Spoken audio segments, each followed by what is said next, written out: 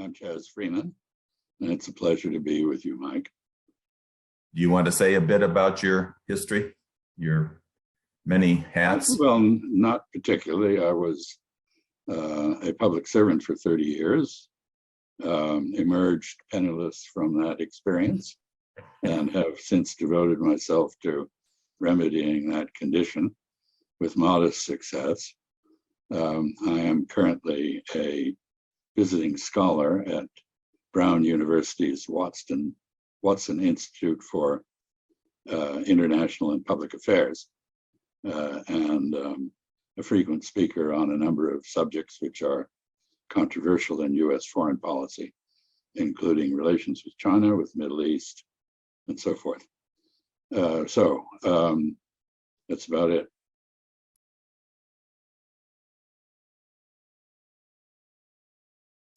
Okay, so I prepared some topics. I'll just go through them and let you expound. I wanted to start with the worst case scenario, which is the as you noted in your Watson Institute presentation last week, that China launched its nuclear weapon development after the U.S. had threatened to use nuclear weapons against China during the 1958 crisis over the islands in the Taiwan Strait. Admiral Richard, the current head of the Strategic Command, said this summer that while nuclear war used to be considered unlikely due to the rise of China, it was now likely. Do you suspect that the U.S. would rather use nuclear weapons than lose a military conflict over Taiwan? Well, that has always been the strategic nuclear doctrine espoused by the United States. The assumption that if conventional warfare fails, there is a nuclear option. And indeed, that was the case with the use of nuclear weapons by the United States in World War II. It was only when it was determined that conventional warfare would be problematic, casualties would be enormous, that it was decided to drop nuclear weapons on Hiroshima and Nagasaki. So this is consistent with American reasoning over the years. I find it very unnerving, frankly, in the current context. There are now 9 countries known to have nuclear weapons. The United States risks the use of nuclear weapons against our own territory if we threaten or use such weapons against others. We have seen, for example, that a policy of maximum pressure on North Korea has driven the North Koreans to develop an intercontinental ballistic missile and a nuclear warhead for it, precisely to strike the United States and to deter American attack or regime change efforts against Pyongyang. So we now have a different situation than we did in World War II when we had a monopoly on nuclear weapons. And it seems to me very serious misjudgment to imagine that nuclear weapons remain the ace in the hole that General Richards believes them to be. Now, in the case of China, it is not simply the nuclear modernization program that the United States has undertaken, to which we've committed some $1.4 trillion, much of it aimed at China in order to achieve battlefield supremacy over the Chinese. But it is also the breakdown of all of the understandings that enabled peaceful coexistence in the Taiwan Strait, and the finessing of the issue of Taiwan in US-China relations. Essentially, the United States agreed to 3 conditions. One, that we would end official relations with Taipei. 2, that we would withdraw all military personnel and installations from the island.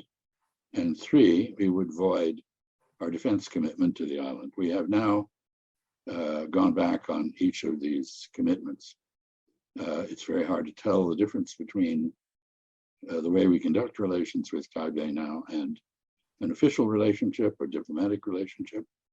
We know that there are now American troops on Taiwan training Taiwanese forces, and we hear loud calls in Congress and elsewhere for the U.S. defense of Taiwan on the grounds that it is a democracy resisting an authoritarian government. Somehow lost in all this is the history. You mentioned the 1958 offshore island crisis involving Quemoy and Matsu as the precipitator of the Chinese nuclear program. But the US threatened the use of nuclear weapons on China during the Korean War. And on 3 occasions that I know of, the Chinese claim there are 6 occasions on which they were threatened with nuclear attack on precisely the grounds that General Richards appears to espouse. And this did indeed lead Mao Zedong to demand help from the Soviet Union in developing a Chinese nuclear deterrent. The Soviet refusal to oblige played a large role in generating the breakdown of Sino-Soviet relations. So this is a history that is very tangled, very long, very complex, and which we appear to approach rather in the mode of people with Alzheimer's, where we remember nothing and everything is new every time.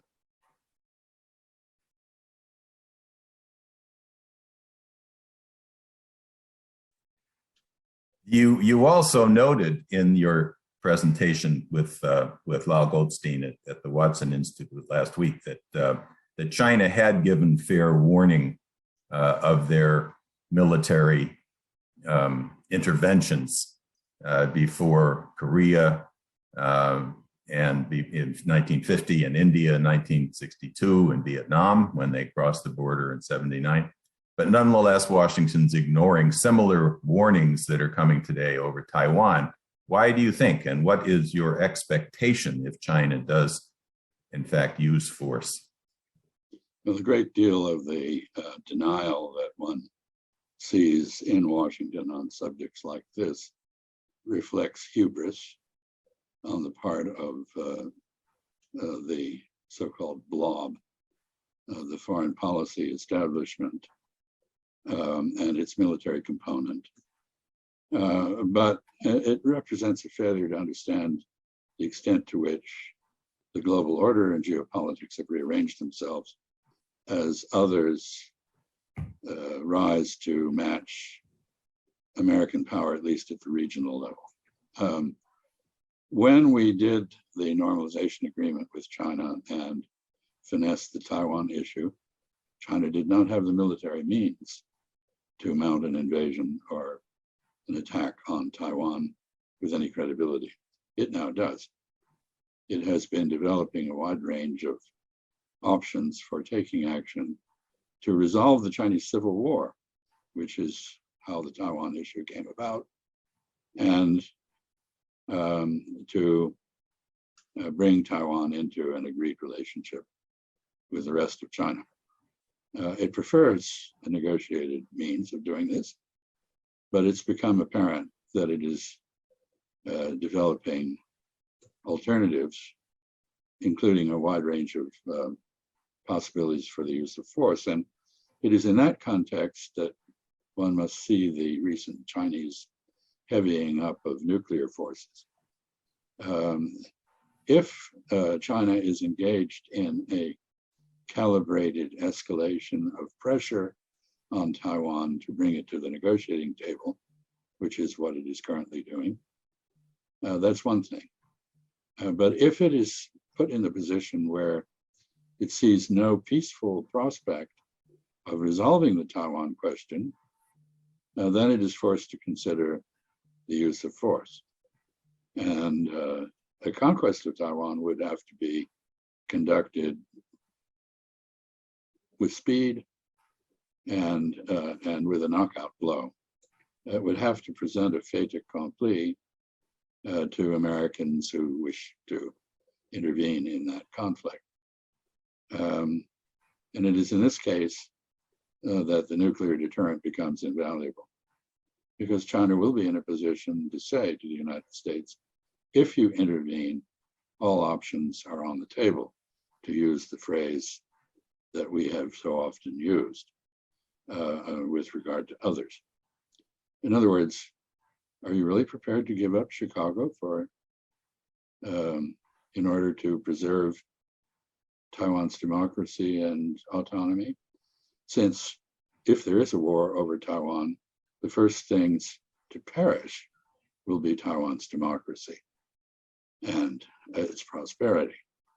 Are you really prepared to make this trade-off?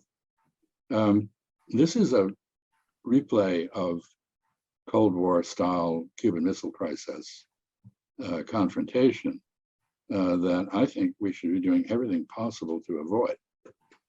But it is looking more likely every day.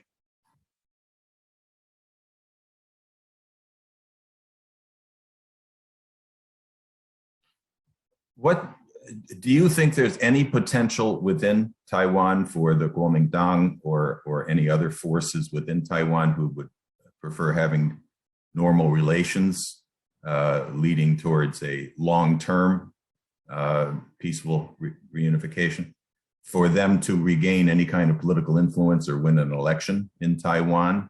And on the other hand, what would it take for Washington to convince the DPP and Tsai Ing-wen to negotiate with Beijing? I think the KMT's electoral prospects are limited. And if it is elected, it will not be on the basis of a vision of cross-strait relations, but on the basis of local issues. Tip O'Neill was right. All politics is local, and people in Taiwan are much more concerned, for the most part, about issues closer to home than the prospect of conflict with their Chinese motherland. The DPP contains quite a variety of opinions. There are those who are firmly committed to the idea of independence and advocate risking it now.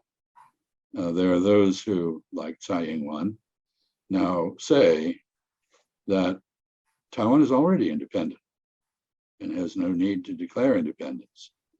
This is an answer to the extremists in her own party who advocate immediate declaration of independence. Unfortunately, it is heard differently across the strait. Beijing hears it as meeting the conditions it set for having to use force, namely that Taiwan achieves independence or there is no prospect of a peaceful reintegration of the two sides of the strait. So what could we do to influence the DPP? We would have to back off from our support of its denial of the One China principle.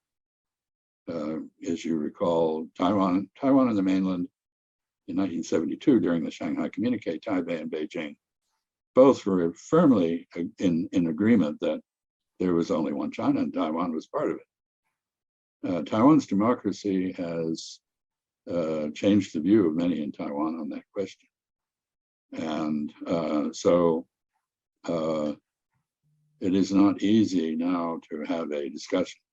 In the previous government in Taipei, lip service was paid to the One China principle, and this permitted very productive dialogue across the strait. That dialogue has now dried up. If there is no dialogue, if there are no talks, there is no apparent path to a peaceful resolution of the issues. So I think the United States ought to be advocating dialogue. We should be saying firmly that we do not agree with the DPP that Taiwan is an independent state. But this is politically very difficult given the anti-China hysteria in the United States at present.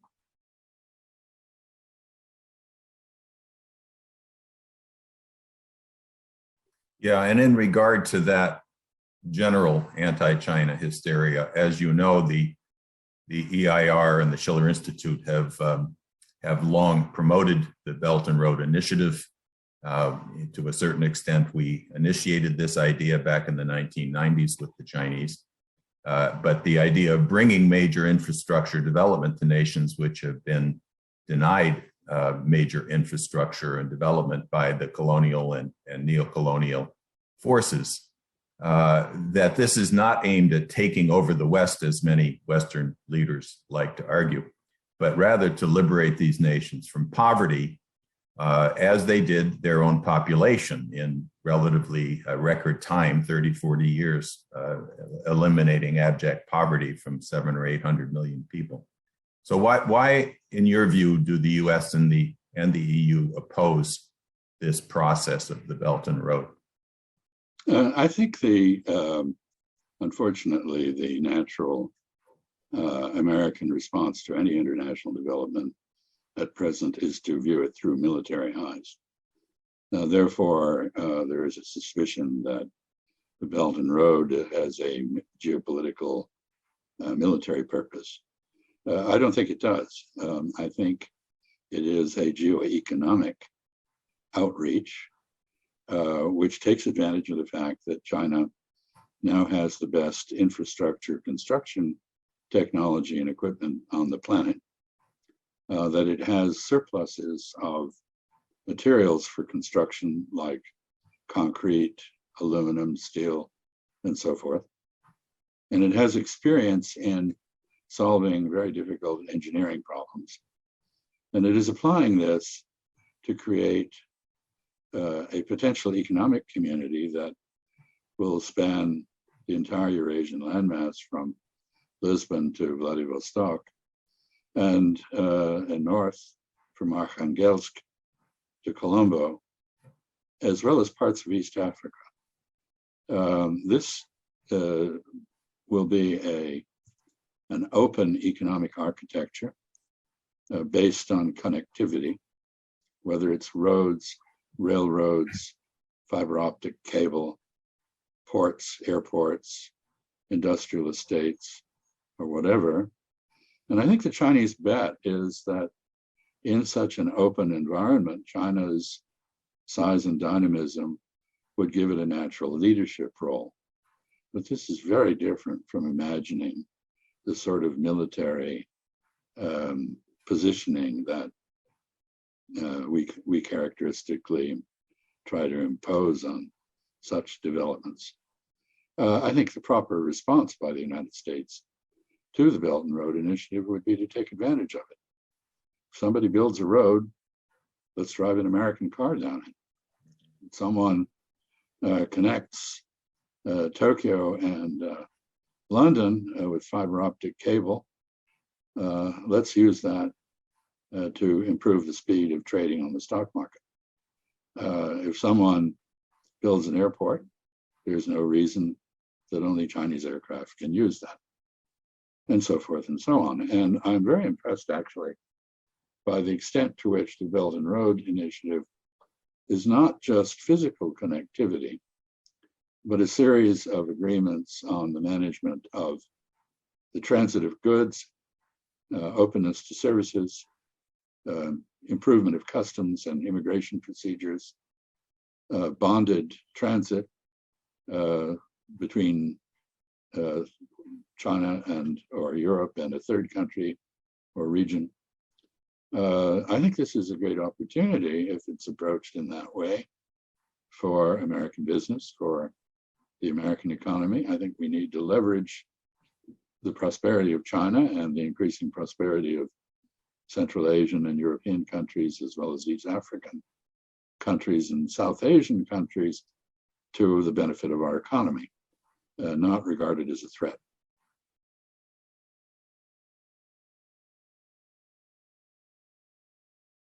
You say that the opposition to this is primarily because it's viewed militarily, but on the other hand, the Western financial institutions have made very clear over the last few years, and emphatically at the Glasgow COP26 conference, that their primary interest, the financial interest, people like Mark Carney and the Bank of England and Wall Street interests, is to stop investments into fossil fuels, into any industry or agriculture they deem to have too much carbon because of their argument that carbon's going to burn up the world and so forth.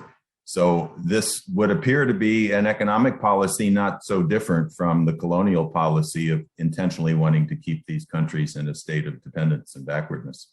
What would you think? Well, I don't agree with the theory that climate change and carbon emissions should not be tackled. But I think that's really almost irrelevant here. It's almost laughable that the very institutions which pioneered debt trap diplomacy, a phrase invented by an Indian polemicist to describe a mythical reality involving Chinese lending, the very countries and institutions that pioneered this, for example, in loans to Latin America and so forth, now object to the Chinese lending, competing with them for lending. I don't see anything very profound in all this. It is just a case of banks trying to screw other banks. So, you know, if JP Morgan and Goldman Sachs and Citibank and so forth cannot, or Wells Fargo or whoever, whichever criminal enterprise you wish to refer to, if they cannot beat the terms that the Chinese offer for various reasons, including political factors and Western insistence on human rights and other norms that the Chinese leave to the decision of local people, then it's natural that they would try to prevent China from making loans. As a general proposition, competition with China is mainly economic and technological. It doesn't fit easily into a military prism, and it doesn't fit easily into a financial prism. So the odd thing is, if you want to compete, the best way to do it is to improve your own performance and offer better terms. It's not to try to hamstring or tear down your competitor.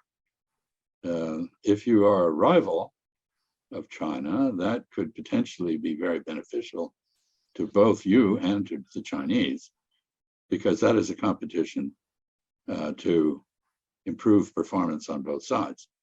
If you are engaged in adversarial antagonism, which is clearly what is happening here, then your means of competition is trying to trip up your competitor. And that does nothing for yourself, your own people, your own country, or your ultimate competitiveness. So I think there are many issues involved in this, but at root is just a tradition of underhanded, rather amoral competition by Western banks.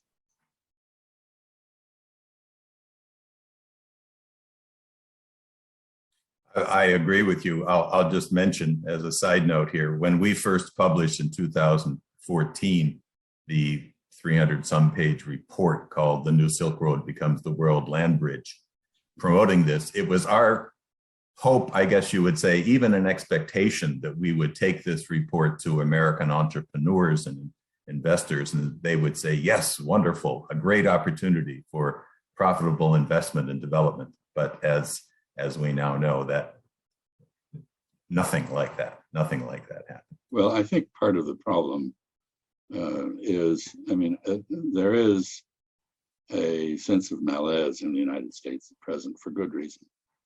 And part of the reason for poor performance and slipping competitiveness is the emergence of an economy dominated by corporate oligopolies rather than engaged in open market competition. This is true. People have noticed it, particularly in the area of media and social media, communications, telecommunications. But it's true more generally. Any mall in the United States that you visit is likely to have the same outlets, the same franchises.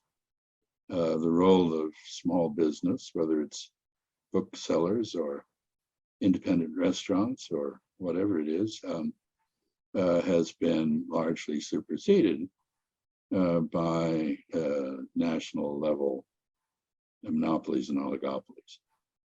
So I think part of the problem, if we wish to compete with China, which despite its label as communist or socialist, has a fiercely competitive domestic market with a very fractured structure that generates cutthroat competition between enterprises, whether they're owned by the state or by a province or a city or by individuals or by the shareholders, doesn't really matter. I think if we're going to compete, one of the things we've got to do is rediscover antitrust policy. Interestingly, the Chinese are currently applying antitrust policy to the very media oligopolies that the analogs of the ones here, the Facebooks and Instagrams and Twitters and whatever, on their own soil. And in many ways, China seems to me to be recapitulating the American response to the Gilded Age.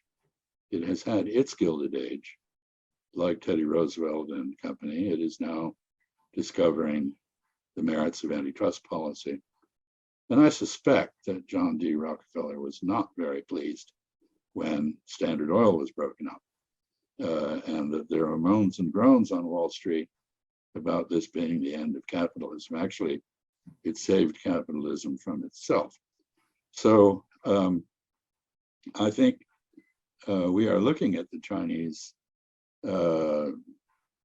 through glasses that are either military or that ignore our own history, our own past, our own experience with financial capitalism, which the Chinese appear to be determined not to develop. I wish them luck. It may be an inevitability.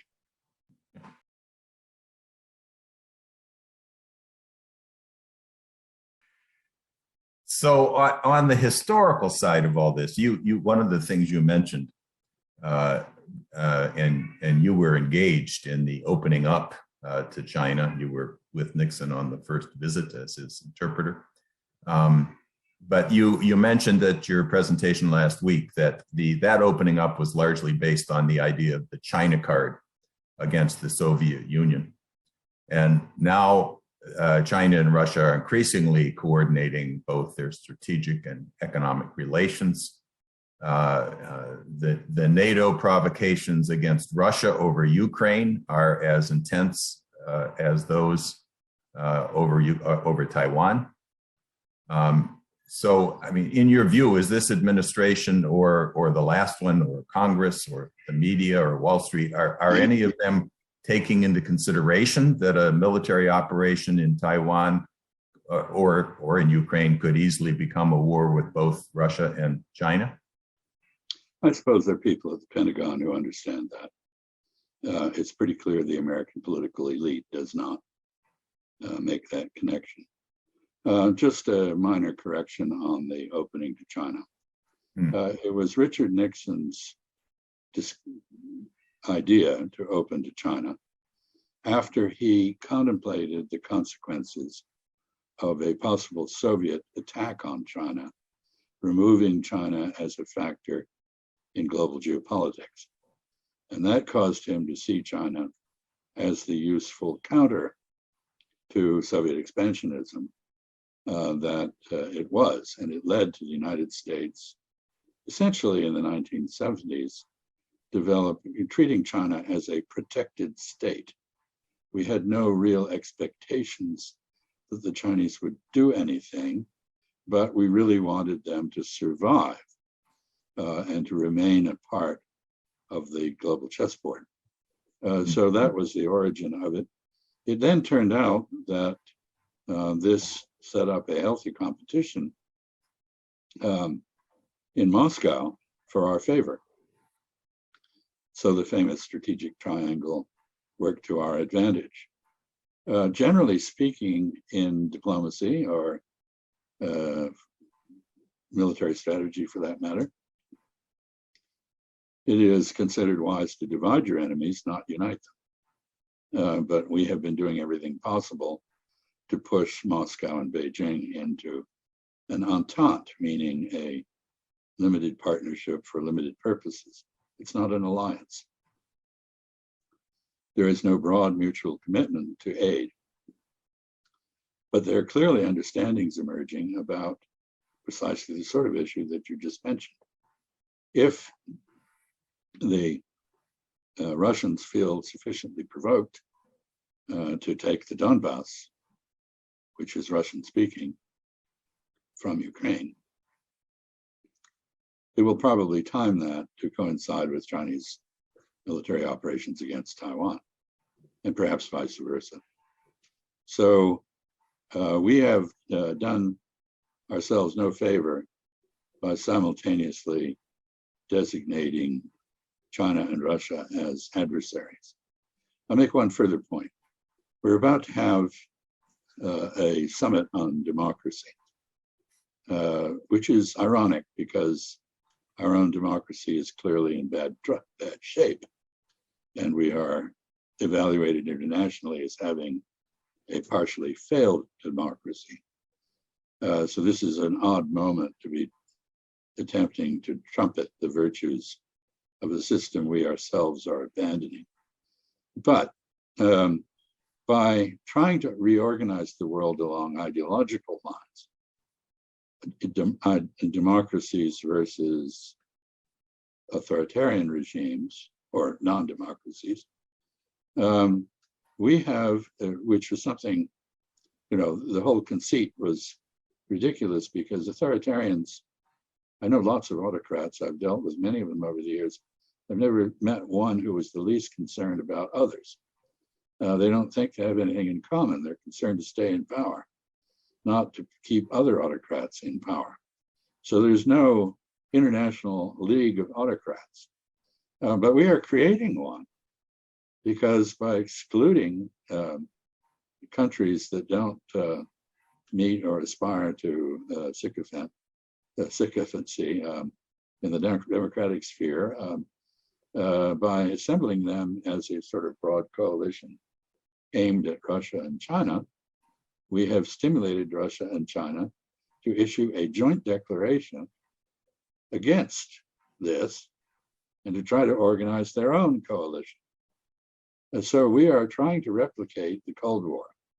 I don't think we'll succeed because basically the underlying proposition that somehow the United States is currently in a condition to appeal on a democratic basis to the world is problematic. And I don't think countries want to choose between the United States and its designated adversaries, whether they're China, Russia, or Iran.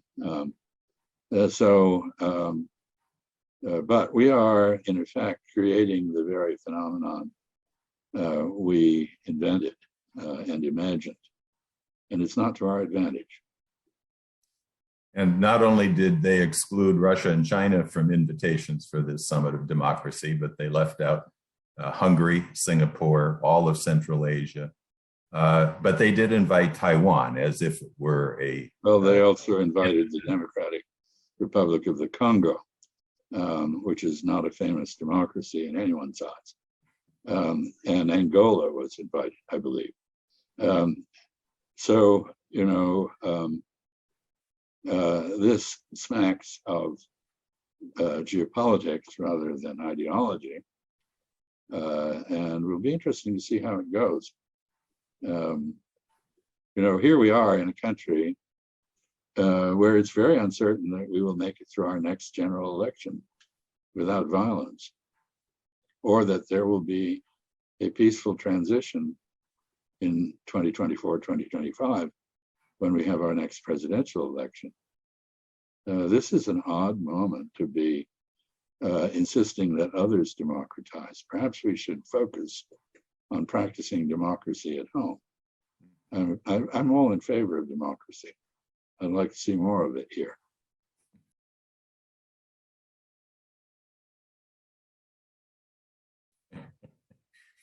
We had Tony Blinken not only inviting Taiwan to the summit, but also going to the UN and calling on the UN to welcome Taiwan in a robust way into all the institutions of the UN.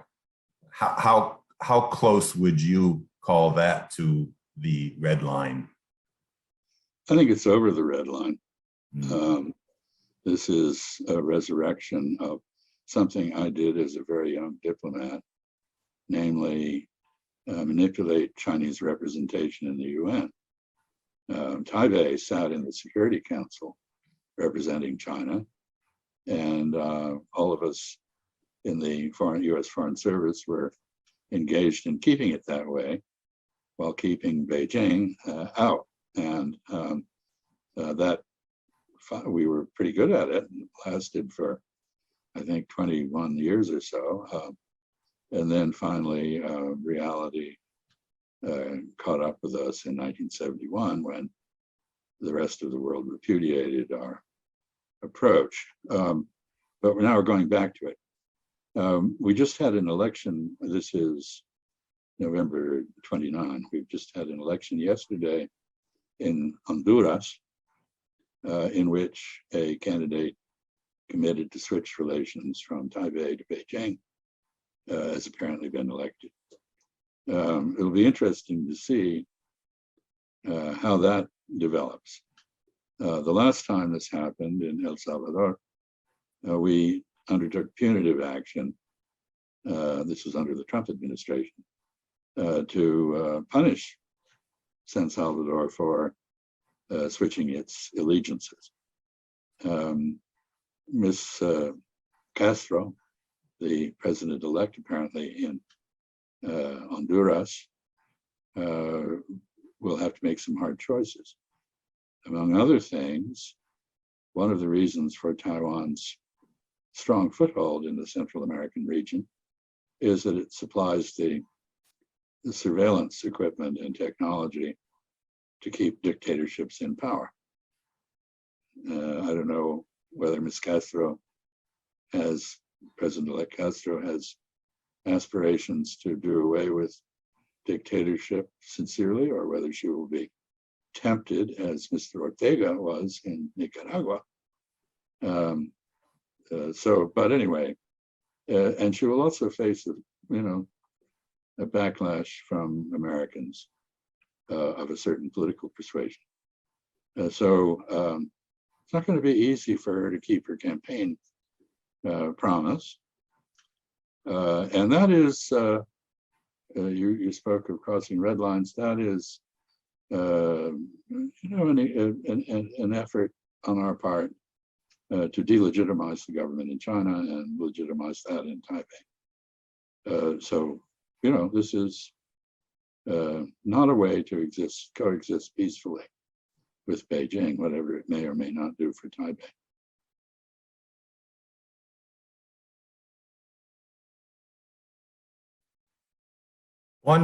One approach which Helga Zepp-LaRouche has initiated in order to try to bring these so-called adversaries together is the situation in Afghanistan, where one would think that it's in the self-interest of all parties to not allow that country to descend back into a terrorist conclave and opium producer.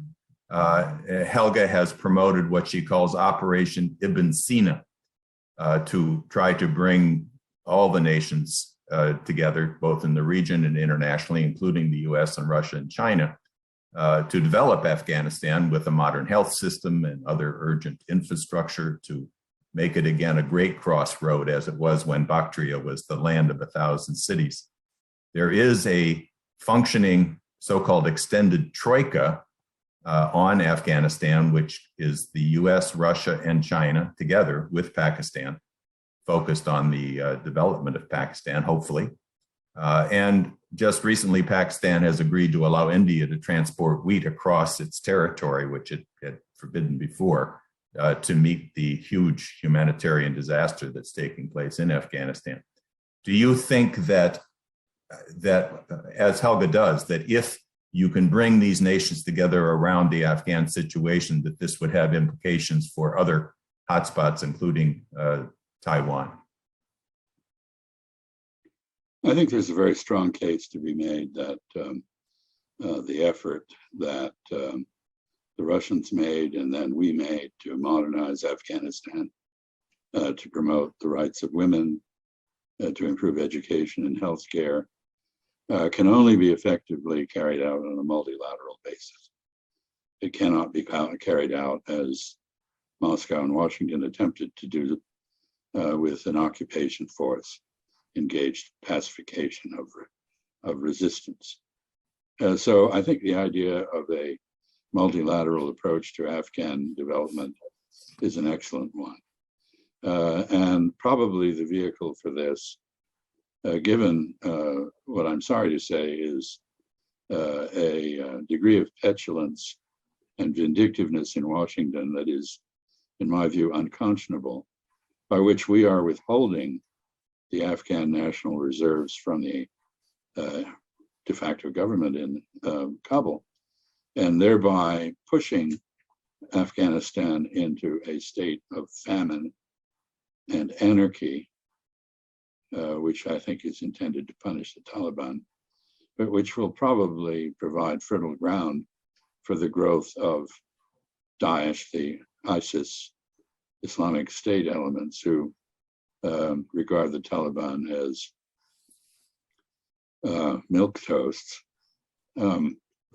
I think the most likely vehicle, unfortunately, does not involve the United States, but is probably the Shanghai Cooperation Organization, which includes most of the countries who would need for such an approach.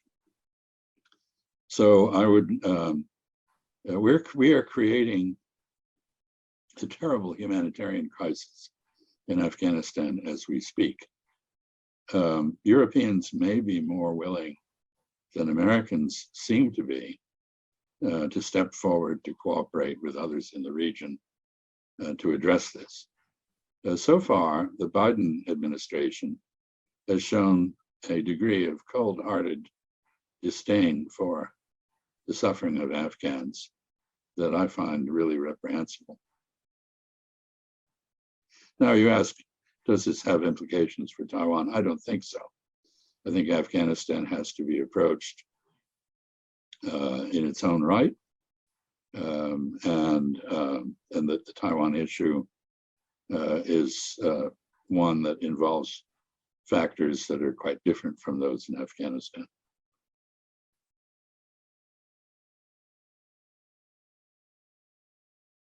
I found something you said in your Watson presentation very interesting about, and you said you'd written a book about this, that that nations which occupy countries tend to cause total demoralization and general deterioration of the military forces themselves.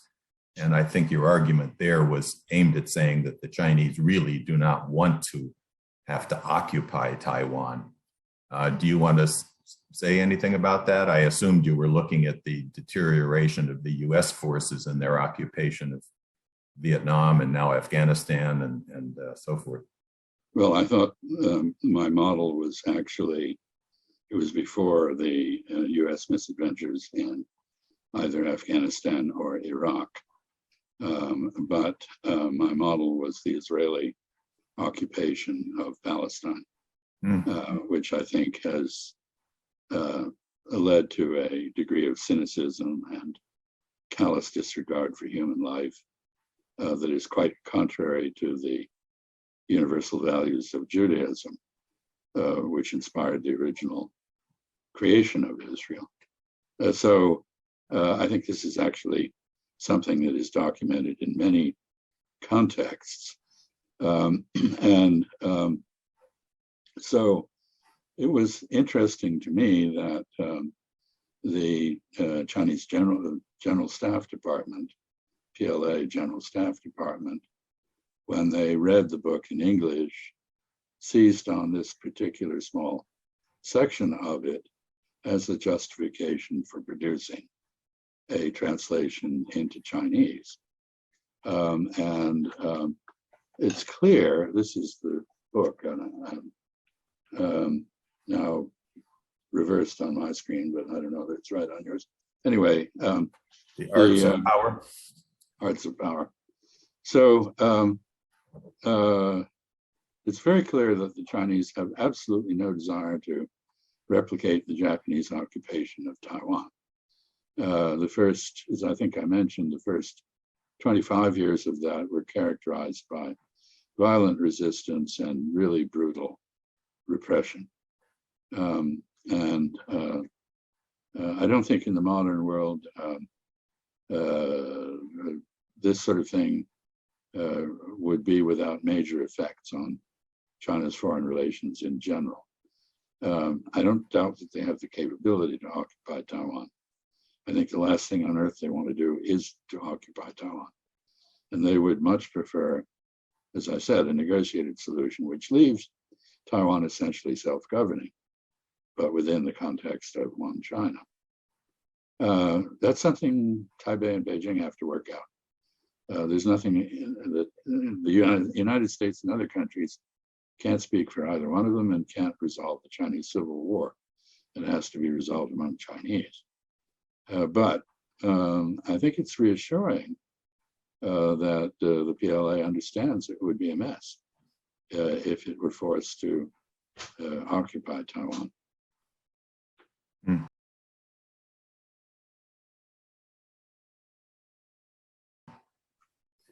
You also said that well, actually, you said, don't get me going on this crew in Washington today. So I'm not sure I want to get you going on that. But if you look back at, Biden has had long talks, a 3.5-hour talk with Xi Jinping. He's had a couple of meetings with Putin. He plans on another meeting before the end of the year with Putin. But if you look back at Trump, he was elected, I think, to a great extent because he said we should be friends with Russia. We should be friends with China, although he wanted to solve the trade thing. He said we should end the endless wars. And of course, none of that happened. It turned out to be quite the opposite. In the current circumstance, Biden appears to want to maintain a personal friendly relationship with Xi Jinping and Putin. But the question is that the way policy is made in Washington? And what's your sense on that? Well, the Trump administration essentially destroyed the organized policy process in Washington. Biden has tried to resurrect it. But the National Security Council staff, which is charged with coordinating policy, has now grown to such a bloated size that it replicates the expertise of different government departments, and therefore is incapable of synthesizing a strategy. What I mean by that is best exemplified by the Chinese expression describing a frog in a well. If there's a frog at the bottom of the well, the frog looks up and he or she sees a circle of sky and imagines that's the universe. Well, now there are 100 frogs or more at the NSC, each imagining that the little patch of sky that they see is the universe. And there's nobody tying those multiple views into a coherent whole. So It has not helped that Biden's staff, meaning his national security advisor, who is essentially a campaign operative, and his Secretary of State, who is a congressional staffer, are both people who built careers focused on the manipulation of domestic American opinion rather than on diplomacy or foreign policy in general. I don't see any new ideas or vision coming out of this administration. Part of the reason for that, and I'm sure Mr. Biden is a very in fact, I know he's a very decent, warm individual, and I'm sure he does wish to retain good personal relationships with other foreign leaders, including Mr. Putin and Mr. Xi. But the fact is that he's in a box. He has no convincing majority in the House, and he has a 50-50 split in the Senate, which is not even that, because on major issues there are differences with some members of his own party. So he is trying to get through legislation on a variety of issues, and having a hard time doing it. In these circumstances, there's nothing in it for him to raise new approaches to either China or Russia. He's essentially, to do so would be to open himself up to additional fractious denigration by politicians within the Beltway. So he's essentially immobilized. I used to think that perhaps if the political constellations were changed in 2022 in the midterm election, that Mr. Biden would have some flexibility, some ability to abandon the Trump policies and those of the so-called deep state. But it's now not looking very good for him in that election, which just adds to the paralysis. We've had a series of meetings with both the Chinese and Russians, with the Iranians indirectly, and of course, we approached these meetings, the first meetings in Anchorage, then in Tianjin, with an opening blast of insults directed at the Chinese. We sent Victoria Nuland, of all people, to Moscow to talk about securing the Ukraine. These are not the actions of a mature diplomatic establishment. Right. These are the actions of an administration that comes out of a demagogic environment in Congress and has not transcended that.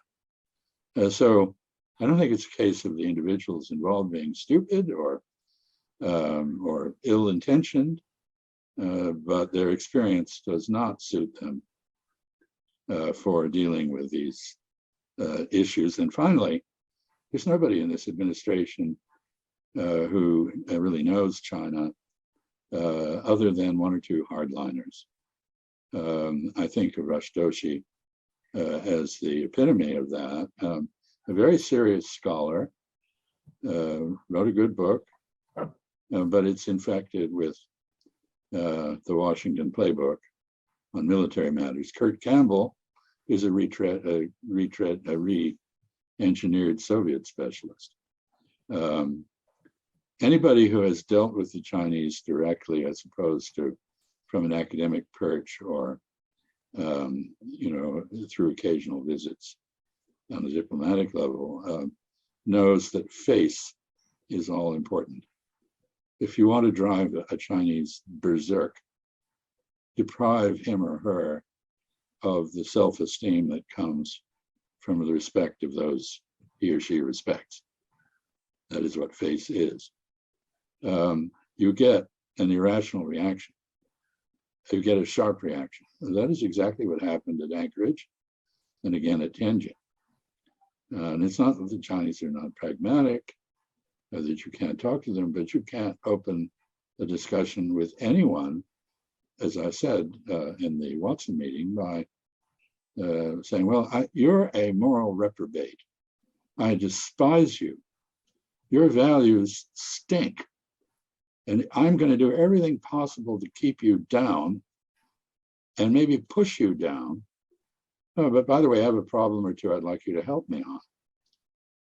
What do you think you're going to get when you try that approach?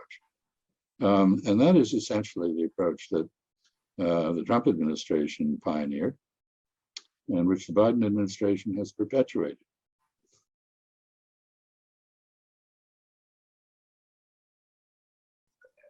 As probably a last question, another thing that I found very interesting when you were speaking at the Watson Institute was that you said that deterrence is simply bottling up a problem, which will certainly fester and become worse.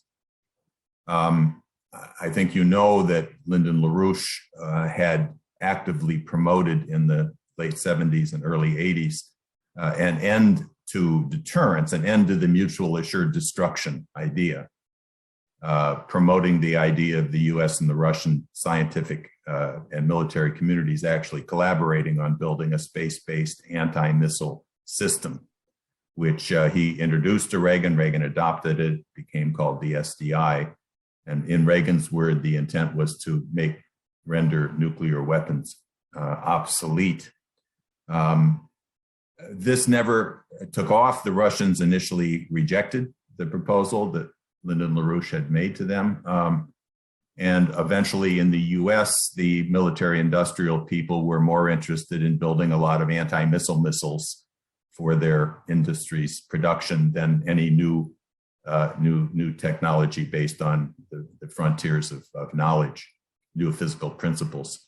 So that did not work. What are your thoughts on how to end deterrence? Well, I'm not sure that I would advocate ending deterrence.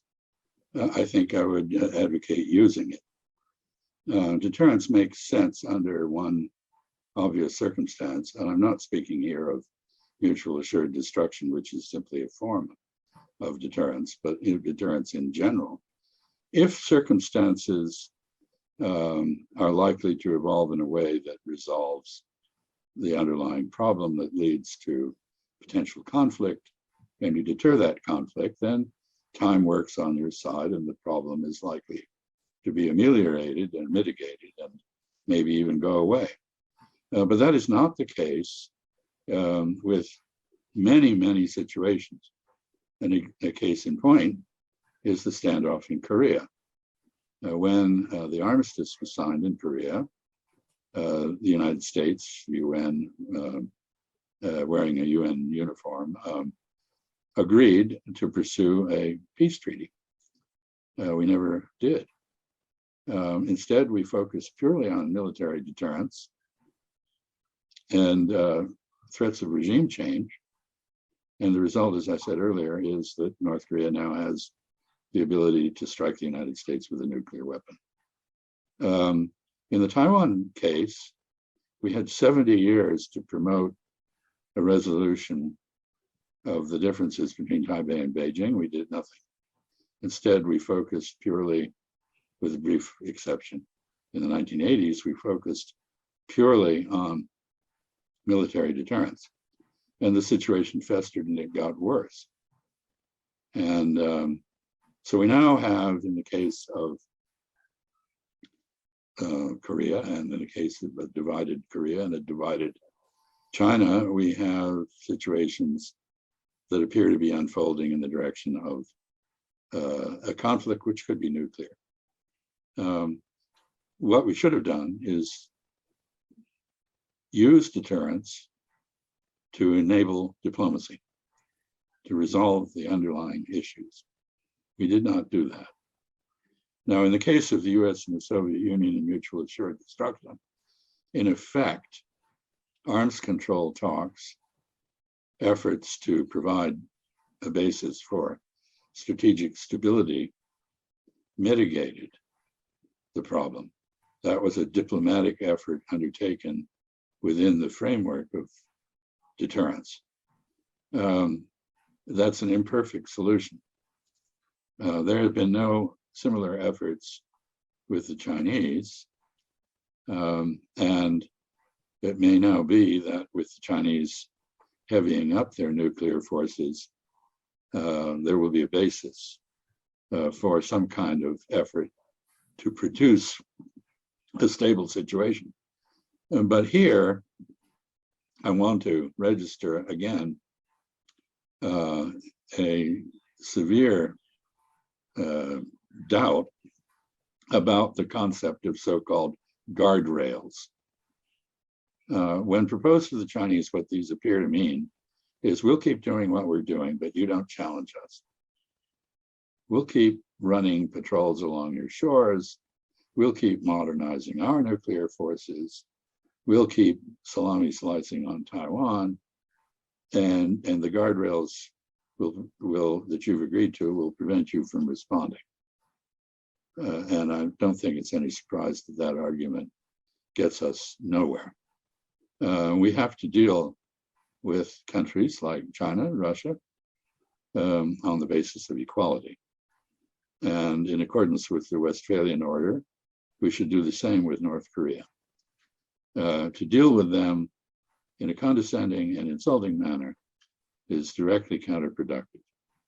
To fail to deal with them because we rely on military deterrence is to create a ticking bomb that may go off in the future.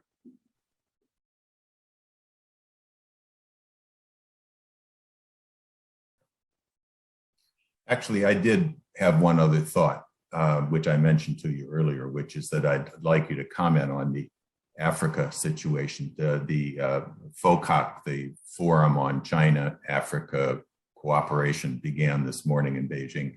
Xi Jinping gave an introductory speech in which he agreed to send 1 billion doses of vaccines, some of which would be produced mutually in Africa. He also has offered expanded Belt and Road and related kinds of development programs. I know you were at one point the Africa coordinator, I think, in the State Department earlier on in your career. How do you see, and now of course we have this competition where Blinken actually toured Africa right before his COFAC meeting was to take place, where he seemed to talk more about complaining about democracy rather than actually proposing any kind of alternative to the Belt and Road. But in any case, how do you see this very crucial issue of Africa being faced with both the pandemic, the starvation, the breakdown, the imposition of these restraints on their fossil fuels and so forth? And how do you see that in regard to China's role? And I think the West and the United States in particular need to stop treating Africa and Africans with condescension. Yeah. The continent is not a humanitarian theme park. It has plenty of disasters and challenges, but Africans are serious people, and they have, in many cases, risen to the challenges before them. I think they must be dealt with as equals. I think the question is, what help do they need? Not how do they stand in some mythical contest between Beijing and Washington, which they want nothing to do with. It's nice if African countries, like Botswana, are democracies. One hopes that democracy in South Africa, which is in difficulty, will reverse course and grow. But this is the business of Botswanans and South Africans. And the role of outside powers should be to be helpful. Africa is the continent which is going to have the largest labor supply in the future. Countries like Nigeria are huge already. They're going to become even larger. But I think Africa, in many respects, is the continent of the future. And it needs to be treated as such. The most constructive thing any country outside Africa can do is help it build the institutions it needs to cope with its challenges. So if the African Union creates a CDC of its own, or an FDA, an analog, that deserves the strong support, not just of the Chinese who are supporting that, but of the United States. And so I think there's every reason for the United States and China to cooperate in support of African development, and no reason to see it as a zero-sum game.